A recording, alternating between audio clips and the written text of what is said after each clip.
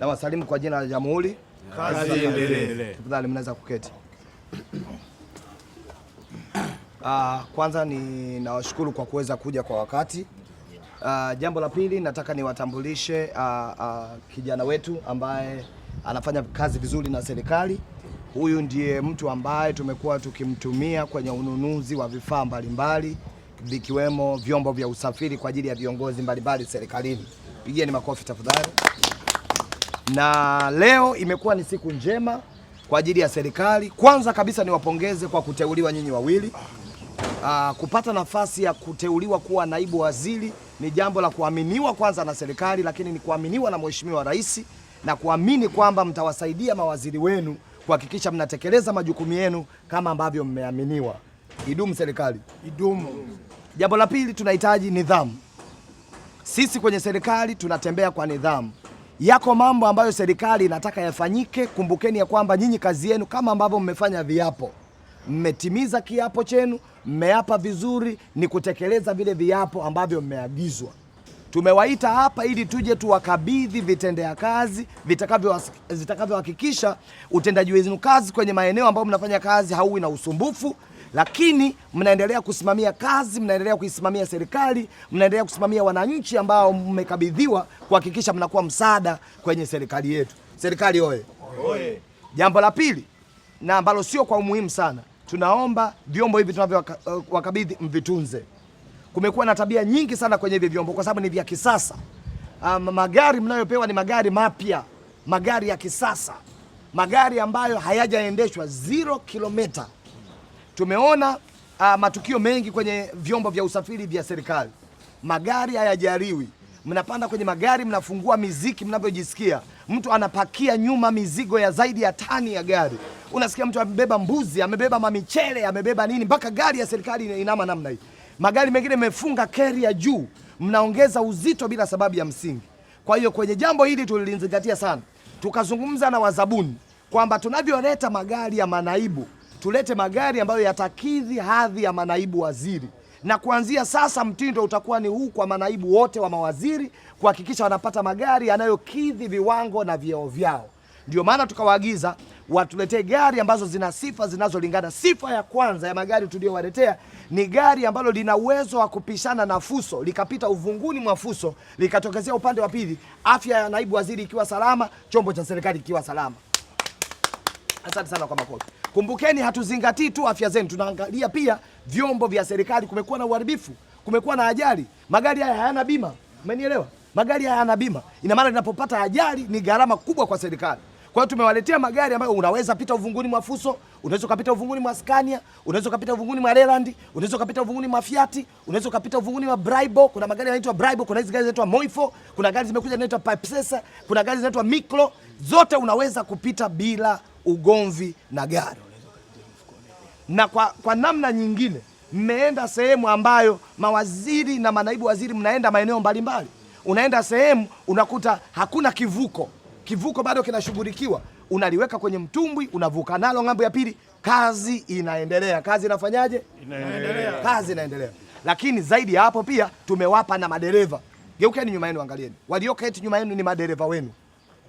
Wewe bwana Msukuma utakuwa ukimwendesha naibu waziri, na bwana Enokazi utakuwa ukimwendesha mheshimiwa naibu waziri.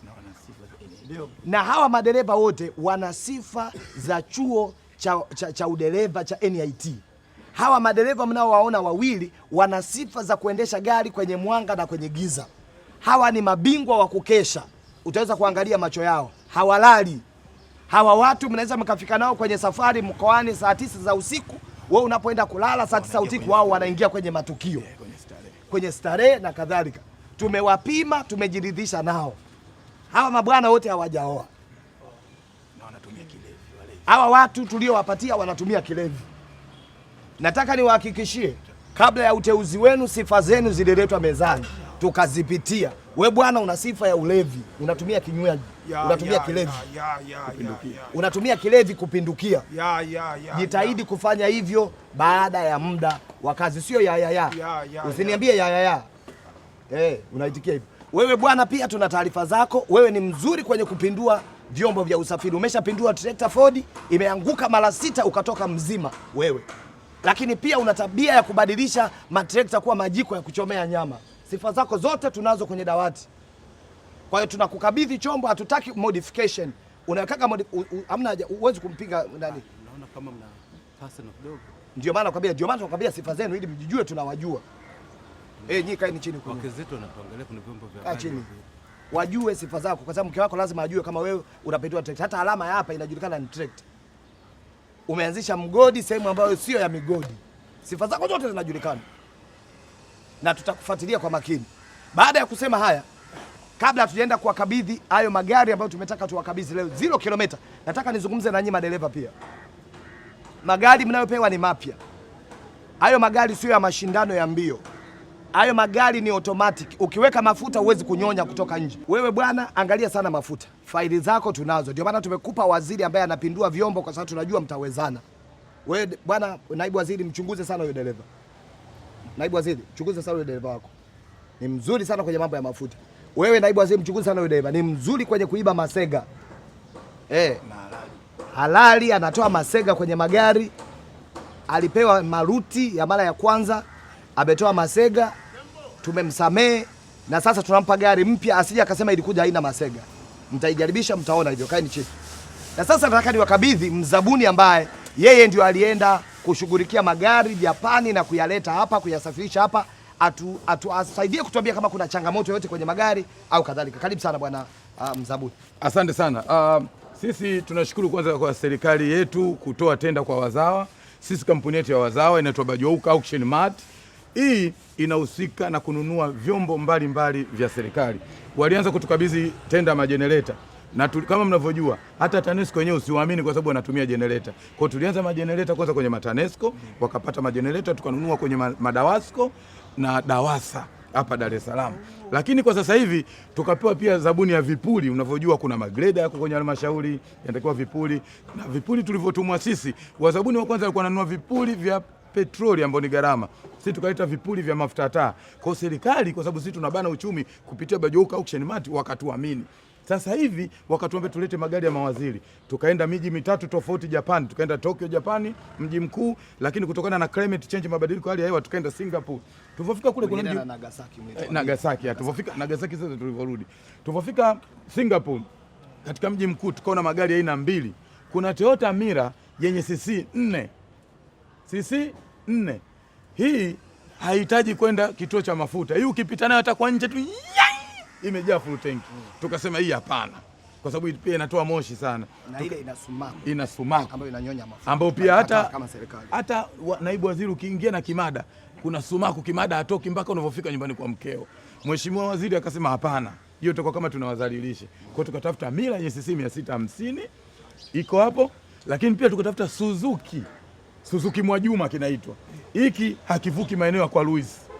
Hiki unacheza Kimara kwa Luis. Sasa tumetoa ile GPRS ili kwa kinaenda mpaka Dodoma. Kwa sababu tulikiweka kina ruti fupi. Kwa hiyo kinaenda mpaka Dodoma. Sifa za hizo gari, kwanza kabisa kuna viberiti vya kuvutia sigara au skanka. Piga makofi.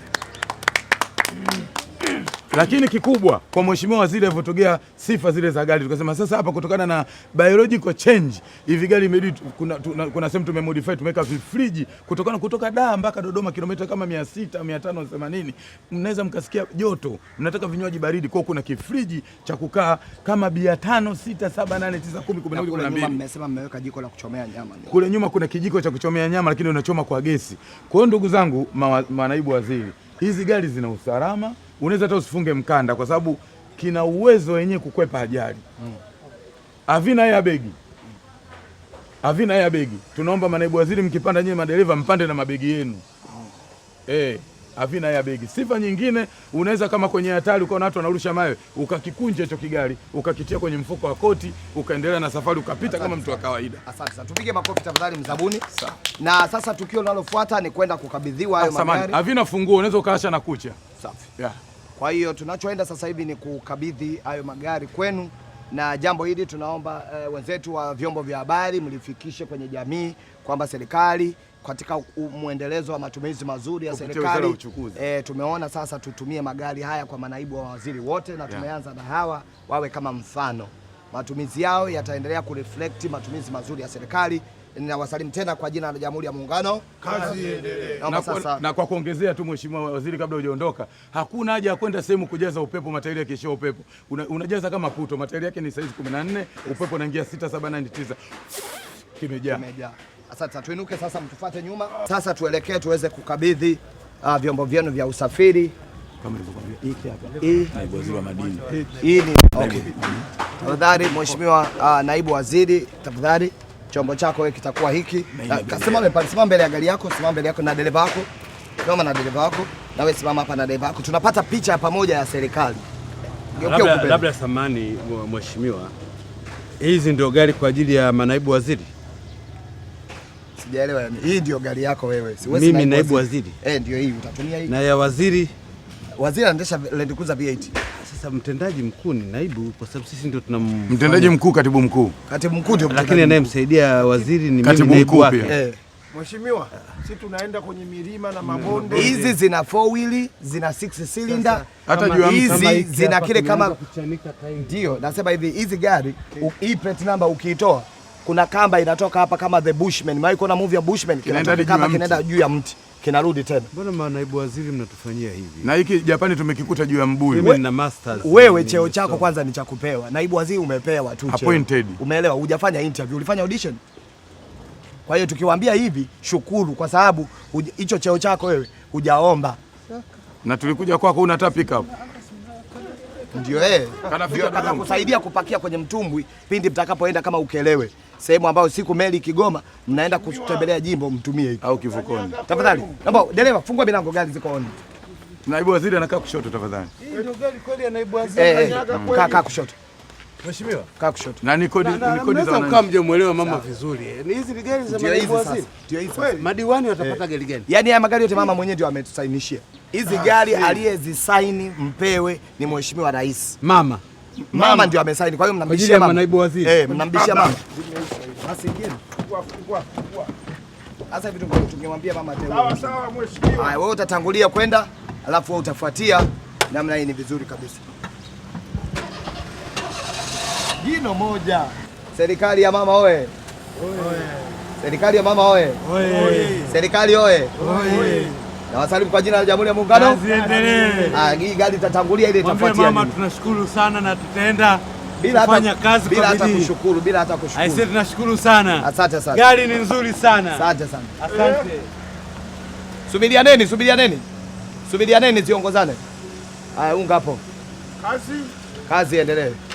Mwambie mama asante sana. Idumu serikali. Tunaenda kufanya kazi ya serikali. Sawa. Idumu kazi. Na wewe unakaa siti ya nyuma wakati mwingine. Okay sawa. Mwambie mama kazi imeendelea. Ongozaneni tafadhali. Haya, asante. Asante sana. Acha basi kwanza kwamba weka kwenye target. Ndio na wewe. Haya ngoja kwanza niweke maako stamina. Maako tinta. Twende. Haya. Twende. Chibeka kwanza hiyo, weka. Kenecha. Alafu ngoja sasa. Weka na hii. Fanya faster. Hii hapa inakaa vizuri sasa. Unaona? Ngoja nikenecha. Sasa huko kwangu. Hapo nimekenecha vizuri eti. Funga hapo, funga kule tena pale ndio kwa. Haya mambo ya kusema mnafunga matundu very sorry, njoo baba. Uweze kujipatia mamlaka kwenye nyumba yangu, naanza kufunga maturubai, kuna nini? Shika wewe. Mshushe wewe, weka hii nani? Kuja tukatiana aibu vipi? Mimi ndo mkubwa kwenye familia. Solomoni. Naam. Kama unanitawala hivi unavyonichukulia mimi, naongea unaruka ongea unaenda kulia. Yaani sikuelewi unachomaanisha nini?